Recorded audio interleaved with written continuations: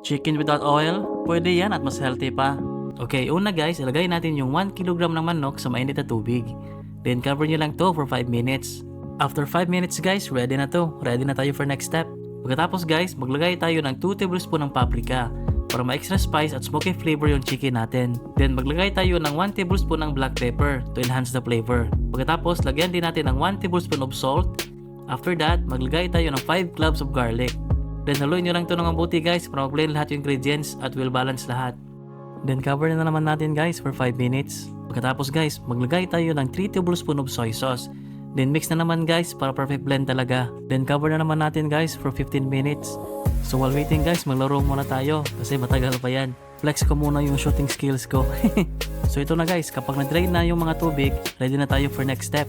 Okay, now guys, maglagay tayo ng 2 tablespoon ng honey. Pero alam nyo ba guys, na yung honey hindi talaga yan mapapanis. Kahit ilang years pa yan nakatago, okay pa diyan kainin. Totoo po yan guys, search nyo. Pagkatapos guys, maglagay din tayo ng 3 tablespoon ng sweet and sour ketchup para more contrast sa taste and magtikin din to sa sauce natin. Then haluin nyo lang ito ng mabuti guys para coat lahat yung sauce sa chicken natin. Then after nito, ready to serve na. So ito na siya guys, di ba ang sarap tignan? May pipino pa. Ang tawag pa lang ng recipe na to guys ay Honey Kiss Sweet and Sour Chicken. Di ba social yung pangalan?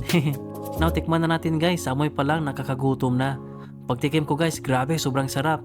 Sobrang balance ng mga sauce na nilagay natin. Sa gutom ko guys, kinamay ko na kasi sobrang sarap talaga. Kita nyo naman di ba, napapasayaw ako sa sarap.